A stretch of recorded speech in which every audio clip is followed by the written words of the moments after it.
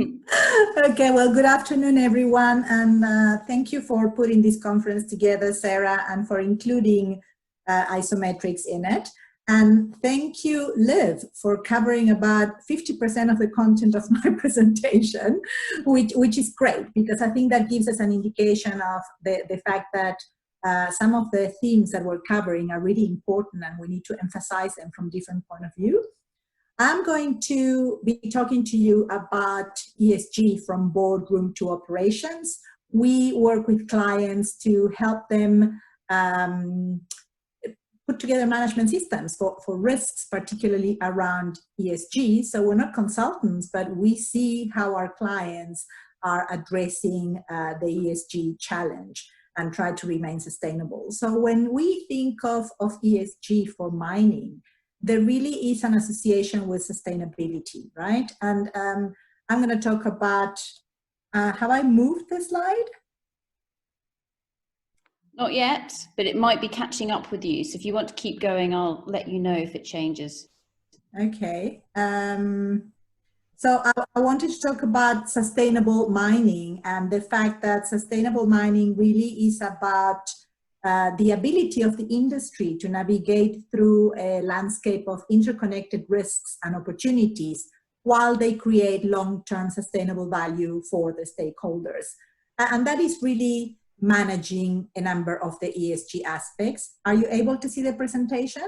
Or no, not yet. Do you want to try and advance again, Cecilia?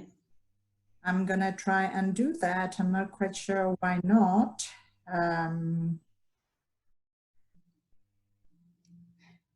Sorry. We're quite happy looking at your wonderful face. Yes, but I'm not. I need my slides to cue me. So maybe I should just share it in this format. If you don't mind, let's see if it works now. Yep, so we can just see it in the PowerPoint format. That's fine. Okay, I'm sorry, but it's anyway, okay. I mean, we can go through it in the best possible way. So all of our clients in mining, of course, work in an environment where it's really high risk and highly regulated, everyone on multi-site and multinational and multi-language and multicultural environments. And because of mining having a very direct impact on things such as environment and communities, they need to have an integrated risk mindset. This was one of the points that Liv made earlier. From a legacy point of view, mining has been accustomed to working pretty much in silos.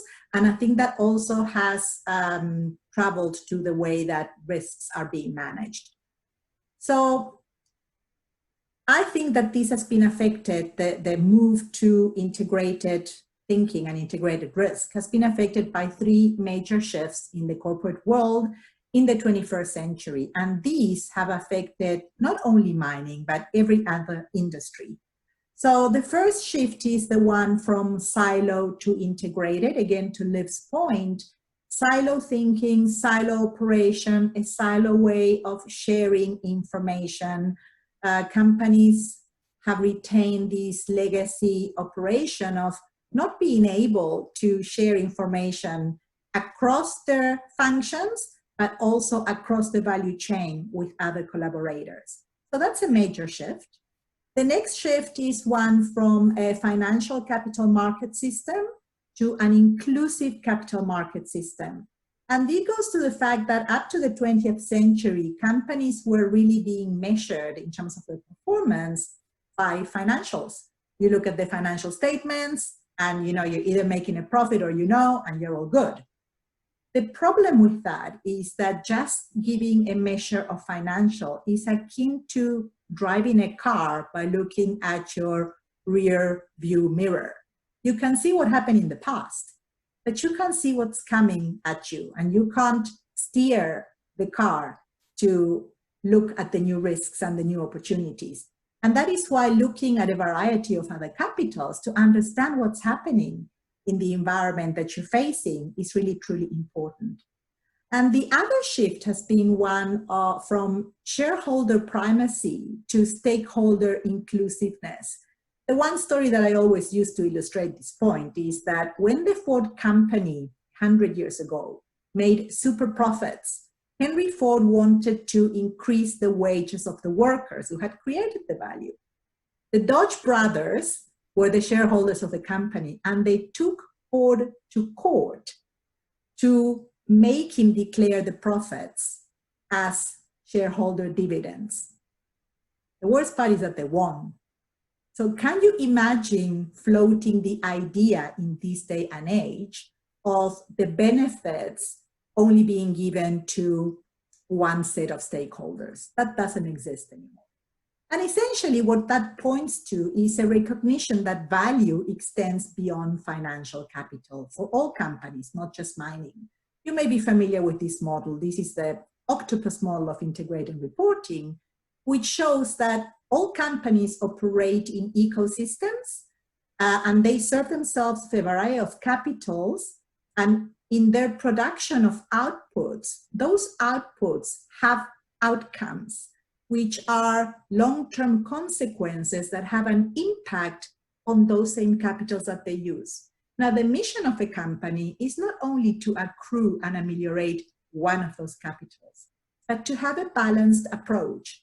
And if in the course of their operations they diminish one of the capitals, they need to have a plan to ameliorate that in the future.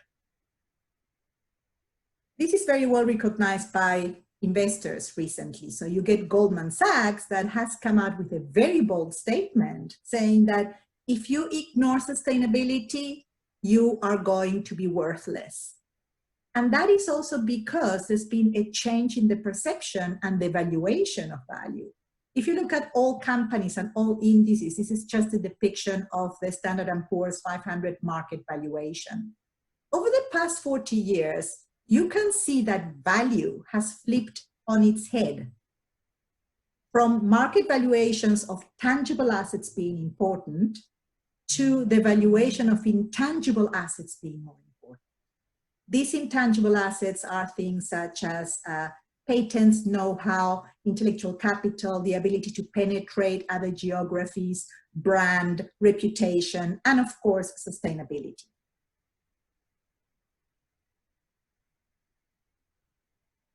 I'm sorry, I can't share this better. Anyway, so that ties in very nicely with the concept of ESG. Environmental and social governance is indeed one of the tangibles of market valuation and may attract investors in a different way.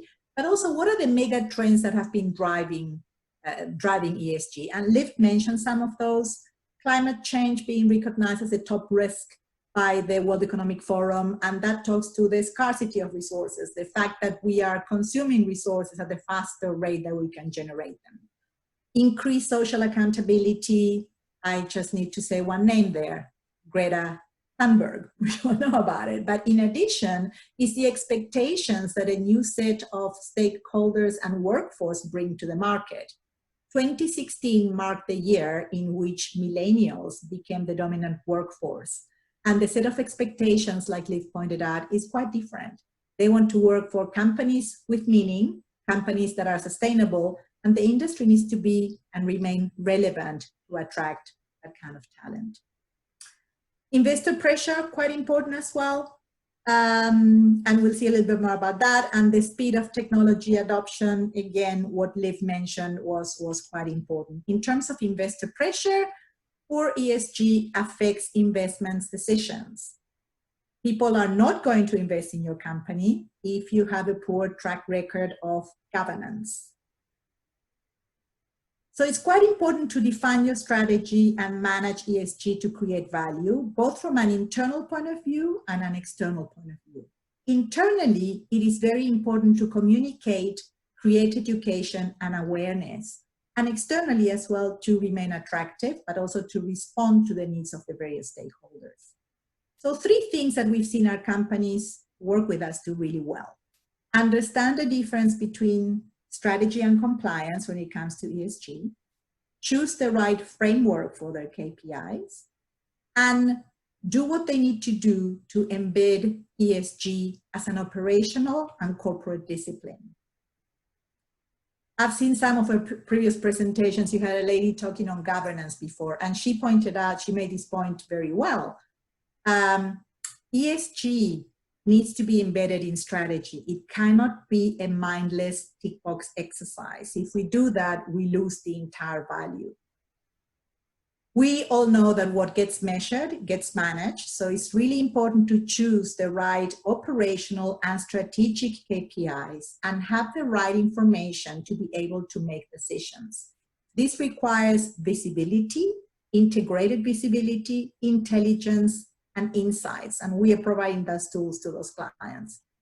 In terms of choosing the right framework, we know there's a plethora of frameworks out there, and I think it is important for each company to determine according to their strategy, what is it that works for them. This is not something that applies only to mining, but to every other organization. When we work with clients, we like to engage with them from a risk-centric point of view, because at the end of the day, risks, and they may manifest in different areas of the business, but they continue to be risks. In terms of visibility, we give them the tools that allow them to see where risks may be, filtering, sorting information to understand and make different decisions, and having the ability to draw relationships that may not be apparent in the data that they have. We also provide some tools for them to do interactive assessments of the risks. And one of the examples, and I promise I'm going to cut short now, one of the examples is one of our clients has been using these metrics, which are primarily operational, to put together their maiden sustainability report. And now they have a baseline where they're able to track their progress over time, but as well they've been able to go to rating services and increase their ranking on a number of measures to make themselves more attractive to stakeholders. So in closing, just managing your ESG risks allows you to unlock value, reduces negative consequences, and builds your brand. And if there are any questions, I'll take them now, or you can connect with me by email, but thank you and stay safe. Brilliant. Thank you very, very much, Cecilia.